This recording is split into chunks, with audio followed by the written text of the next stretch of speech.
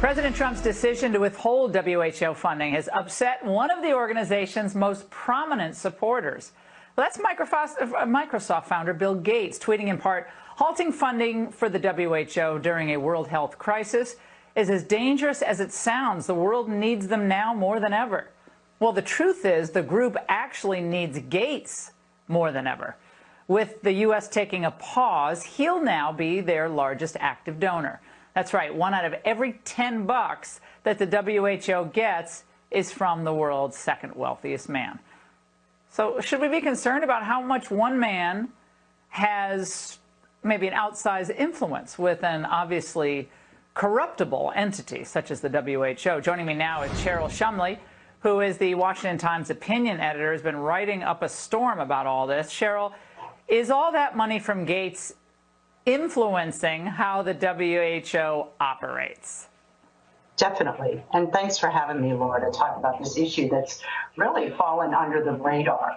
Bill Gates wields tremendous influence at the World Health Organization, and I'm not the only one saying that. Back in 2017, Politico, which, as you know, is not even considered a far-right or conservative publication, Politico called him the World Health Organization doctor, that he had such influence that when he wanted a policy pushed, that the World Health Organization bureaucrats would oftentimes cave to his wishes. And it's not just funding that we need to be worried about in America.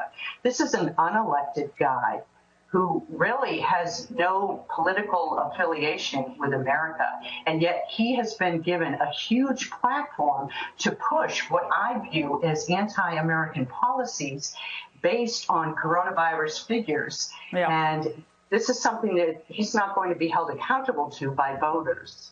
Well, here's what the Gates Foundation has given to the World Health Organization and related organizations. Okay, 395 grants totaling $3.6 billion to the WHO. He pledged up to $100 million for the global response to COVID-19. He pledged $279 million to the Institute for Health Metrics and the Evaluation at the University of Washington. That's that IHME model that, of course, initially wasn't all that accurate in predicting what was going on with this virus.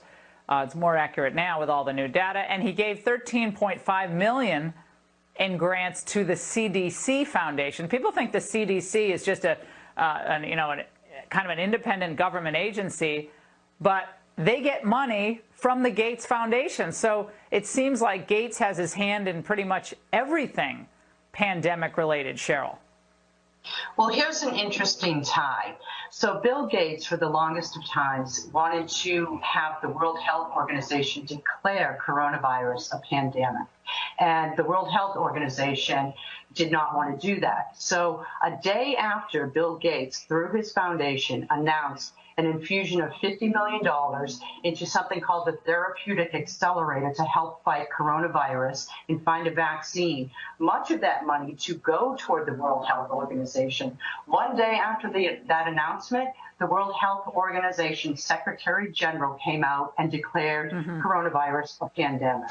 Unbelievable. So Cheryl, we'll be on this, and thank you for staying on this, and we've really enjoyed your pieces on this. We'll have you back.